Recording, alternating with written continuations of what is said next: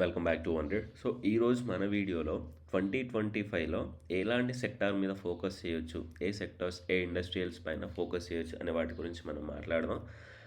బేసికల్గా ఎలా ఉంటుంది అంటే లాస్ట్ 2 to 3 years పర్ఫార్మెన్స్ చేయని కంపెనీస్ ఏవైతే ఉంటాయో, లేకపోతే ఇండస్ట్రీస్ ఏవైతే ఉంటాయో, సెక్టర్స్ ఏవైతే ఉంటాయో, నెక్స్ట్ అప్కమింగ్ ఇయర్స్లో పర్ఫామ్ చేయొచ్చు ఎక్స్పెక్ట్ మాత్రమే చేస్తారు. ఎవరైనా 100% చెప్పలేరు. ఎందుకంటే ప్రీవియస్గా పర్ఫామ్ చేయలేదు కాబట్టి ఇప్పుడు పర్ఫామ్ చేస్తుందేమో అని వాళ్ళ ఇమాజినేషన్ అన్నట్టు. పర్ఫామ్ చేయొచ్చు, లేకపోతే ఇంకొక 1 or 2 years ఎక్స్టెండ్ కూడా అవ్వచ్చు అన్నట్టు. కానీ అది ఏదైతే సెక్టార్స్ ఉన్నాయో దాంట్లో అండర్ పర్ఫార్మ్స్ ఉండే స్టాక్స్ని మనం సెలెక్ట్ చేసేసుకొని దాంట్లో బెస్ట్ స్టాక్స్ని చూస్ చేసుకొని ఫండమెంటల్ స్ట్రాంగ్ వాటిలోకి ఎంటర్ అవుతాం అన్నట్టు. ఈ పాయింట్ అర్థమైంది కదా. లాస్ట్ పర్ఫామ్ చేయని సెక్టార్స్ ఇప్పుడు పర్ఫామ్ చేయొచ్చు, చేయకపోవచ్చు. కానీ ఈ ఇయర్ కాకపోతే నెక్స్ట్ ఇయర్ అయినా పర్ఫామ్ చేసే ఛాన్సెస్ ఉంటుంది అని ఎవరిదైనా ఎస్టిమేషన్, ప్రాబబిలిటీ. దాంట్లో నుండి కొన్ని స్టాక్స్ని సెలెక్ట్ చేసేసుకొని ఆ సెక్టార్స్లో నుంచి కొన్ని స్టాక్స్ సెలెక్ట్ చేసుకొని ఏవైతే అండర్ పర్ఫామ్ ఉన్నాయి, అండర్ వాల్యూడ్ ఉన్న స్టాక్స్ ఉంటాయి కదా, దాంట్లో ఫండమెంటల్ చూసేసుకొని వాటిలో ఎంటర్ అవుతారు అన్నట్టు.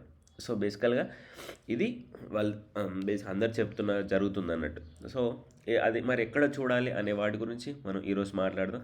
బేసికల్గా ఆ ప్లాట్ఫామ్ రివ్యూ చేయట్లేదు నేను, ఎందుకంటే అది చేస్తే మనోళ్ళు ప్రమోషన్ వీడియోస్ చేస్తున్నావు అని కామెంట్స్ పెట్టాడు. ఒకే ఒక పర్సన్ పెట్టాడు, అందరు కాదులే.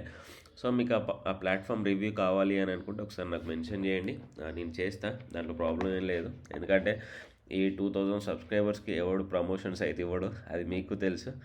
ఓకే, ఇప్పుడు మనం దాంట్లోకి వెళ్ళిపోదాం. సో ఇక్కడ చూడండి, నేను ఇండస్ట్రీ వైజ్ పెట్టా. ఇండస్ట్రీ వైజ్ లాస్ట్ ఇయర్ పెట్టా.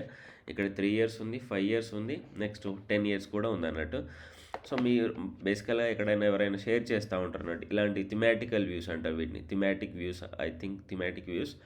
దీంట్లో మనం చూడాల్సింది లాస్ట్ 1 yearలో చూడండి, కమర్షియల్ సర్వీసెస్ అనేవి ఇంత టూ మచ్గా పెరిగినాయి. మరి పెరగనివి ఏంటి, మనం ఫోకస్ చేయాల్సినవి ఏంటి అంటే ఈ పక్కన ఉన్నాయి కదా, ఈ డాట్లు చిన్నగా వచ్చేసింది కదా, ఈ లీస్ట్ అన్నట్టు.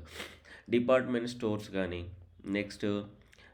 నెక్స్ట్ బీపీఓ కేపీఓ కానీ, నెక్స్ట్ హెల్త్ కేర్ సప్లైస్ కానీ, ఆ తర్వాత డాటా ప్రాసెసింగ్ సర్వీసెస్ కానీ, ఆ తర్వాత స్పెషల్ కన్జ్యూమర్ సర్వీసెస్ కానీ, ఐటీ నెట్వర్క్ ఎక్విప్మెంట్ కానీ, next internet and catalogue retail కానీ, నెక్స్ట్ కంటైనర్ అండ్ ప్యాకేజింగ్ గురించి ఉండే సెక్టార్స్ కానీ, నెక్స్ట్ కార్బన్ బ్లాక్ కానీ, సో అదర్ ఫైనాన్షియల్ సర్వీసెస్ కానీ, సో నెక్స్ట్ హోటల్స్ కానీ, అదర్ టెలికామ్ సర్వీసెస్, ఆ తర్వాత అదర్ ఎలక్ట్రిక్ ఎక్విప్మెంట్ ప్రోడక్ట్స్, ఆ తర్వాత ఇన్వెస్ట్ కంపెనీస్,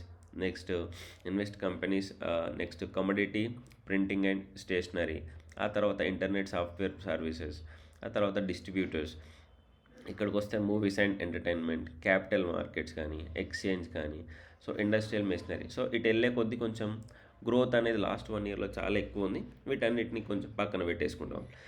ఏవైతే ఇక్కడ మీరు చూస్తున్న పర్సంటేజ్ చాలా చిన్నగా అనిపిస్తుందో, చాలా తక్కువగా ఉందో, వాటిలో మనం ఫోకస్ చేయొచ్చు ఈ ఇయర్. కానీ అంటే ఈ ఇయరే పర్టికులర్గా పెరుగుతుంది అంటే ఎవరు చెప్పినా నమ్మకూడదు. ఈ ఇయర్ 100% పర్టికులర్ పెరుగుతుంది అంటే పెరగవచ్చు, పెరగకపోవచ్చు. ఇంకొక 1 year వరకు ఇలానే ఆ సెక్టార్స్ ఎక్స్టెండ్ అయిన తర్వాత పెరగవచ్చు. మీకు అర్థమైంది కదా. సో ఈ సెక్టార్లో నుంచి ఏ కంపెనీస్ అయితే బాగున్నాయో, ఏ కంపెనీస్ అయితే అండర్ వాల్యూడ్ ఉన్నాయో, ప్రీవియస్గా 2-3 yearsలో పడిపోయి అండర్ వాల్యూడ్ స్టాక్స్ ఉన్నాయి, వాటిని సెలెక్ట్ చేసేసుకొని వాటిలో ఇన్వెస్ట్మెంట్ చేసేసుకోవాలి అన్నట్టు. సో వీటిని ఏంటంటే సెక్టార్ వైజ్ రొటేషన్. సో దాంట్లో ఈ కింద ఎంతెంత పర్సంటేజ్ కూడా ఇచ్చారు. మనం లీస్ట్ దానికి వెళ్ళిపోదాం. సో లీస్ట్ దానికి వెళ్ళిపోతే చూడండి, లీజర్ ప్రోడక్ట్స్ కానీ, పెయింట్స్. సో పెయింట్స్ అనేవి లాస్ట్ 1 yearలో -25%లో ఉన్నాయి. Broadcasting and cable TV 18%, warehouse and logistics -10%, tea and coffee -8%. So next transportation and logistics కానీ నెగిటివ్లో ఉన్నాయి. ఫుడ్ అండ్ డ్రగ్ రీటైలింగ్ నెగిటివ్లో పర్ఫామ్ చేసింది లాస్ట్ 1 year. కాపర్ కానీ, నెక్స్ట్ మెడికల్ ఎక్విప్మెంట్ కానీ, gift and article toys cards కానీ. So ఈ sectors related అన్ని స్టాక్స్ అండర్ పర్ఫామ్ చేశాయి అంటే ఇది ఓవరాల్గా తీసేసుకుంటుంది. అన్ని స్టాక్స్ అండర్ పర్ఫామ్ చేయవు, దాంట్లో కొన్ని స్టాక్స్ పర్ఫామ్ చేసినవి కూడా ఉంటాయి. పర్ఫార్మెన్స్ చేసిన స్టాక్స్ కొంచెం పక్కన పెట్టి ఏవైతే అండర్ పర్ఫార్మ్డ్ ఉంటున్నాయో వాటిపైన మనం ఫోకస్ చేయాలన్నట్టు. నెక్స్ట్ పర్సనల్ ప్రోడక్ట్స్ కానీ, కోల్ కానీ, ఫైబర్ అండ్ ప్లాస్టిక్స్ కానీ, ప్యాకేజ్డ్ ఫుడ్స్ కానీ, రిఫైనరీ పెట్రో ప్రోడక్ట్స్ కానీ, household products, ceramics, footwear, publishing, REITs and investment ITs అనుకుంటా. హౌస్వేర్ కానీ, life insurance, next tobacco products కానీ, other industrial goods, cement products, ఈ building related కానీ, non durable household products, banks, non electrical, auto tyre, rubber products కానీ. So ఇవేంటంటే మనం ఒక 50% కంటే తక్కువ ఉన్న స్టాక్స్ ఏవైతే సెక్టార్స్ ఉంటాయో వాటిలో ఫోకస్ చేయండి. సో అందులో కూడా మీకు తెలిసినవే చేయాలి, అన్నీ చేయకూడదు. అగ్రో కెమికల్స్ కానీ, integrated oil, forest products, commodity trading, distribution, shipping, iron, steel and intermediate products, next storage, media peripherals, speciality chemicals, furniture, next furnishing, speciality retail, restaurants కానీ, పెట్రోకెమికల్స్ కానీ, జూట్ అండ్ జూట్ ప్రోడక్ట్స్ కానీ, commodity chemicals. So chemical sector అయినా pharma sector పైన compulsory focus చేయండి. అది కొంచెం growth ఉండే chances చాలా ఎక్కువగా ఉన్నాయి ఇప్పటివరకు అయితే. సో ఇలా ప్రతి ఇంకా పైకి వెళ్ళే కొద్ది ఏంటంటే వాటి 1 year పర్సంటేజ్ అనేది చాలా పెరుగుతూ ఉంటుంది, చెప్పే కదా. సో ఇలా చూసుకుంటే మీకు ఏంటంటే ఎవరు చెప్పాల్సిన అవసరం లేదు, ఏ సెక్టార్స్ డౌన్లో ఉన్నాయి, ఎలాంటి సెక్టార్స్ అప్లో ఉన్నాయి అనే వాటి గురించి మీకు ఈజీగా అర్థమైపోతుంది అన్నట్టు. సో చూస్తే ఫస్ట్ది చూడండి. ఇక్కడైతే కమర్షియల్ సర్వీసెస్ అనేది చాలా హెవీగా పెరిగింది. కంప్యూటర్ హార్డ్వేర్ కానీ, next education, health and so వీటి మీద కొంచెం ఫోకస్ ఏంటంటే డౌన్ అయిపోతూ ఉంటుంది అంతే. మార్కెట్లో కొన్ని స్ట్రాటజీస్ ఇలానే ఉంటాయి.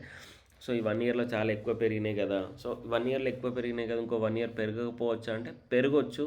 కానీ ఫోకస్ అనేది ఏవైతే అండర్ వాల్యూడ్ ఉన్నాయో వాటి మీదకి వెళ్తూ ఉంటాయి. ఇవి కూడా పెరగవచ్చు. మనం అన్నీ ఎప్పుడు కవర్ చేయలేమండి, ఏదైనా ఒకటే కావాలి. అన్నీ చూసుకుంటూ వెళ్తే ఏంటంటే చాలా కన్ఫ్యూజన్లో ఉంటాం. ఈధర్ అండర్ వాల్యూడ్ స్టాక్స్ అయినా చూడండి, లేకపోతే ఇవి కంటిన్యూ అయ్యే స్టాక్స్ అయినా చూసుకోవాలి. అంతేగాని ప్రతిదీ ఫోకస్ చేయాలి, నాకు అన్ని స్టాక్స్లోకి వెళ్ళి డబ్బులు రావాలి అంటే చాలా కన్ఫ్యూజన్ అయిపోయి లాస్ట్కు లాసెస్లో మిగిలిపోతాం. సో దీని యొక్క ప్లాట్ఫామ్ రివ్యూ కావాలి అంటే చేస్తాను నేను, ఓకే. అంతే, మన ప్రమోషన్స్ అంటూ ఏం లేదు. Thank you. జై హింద్.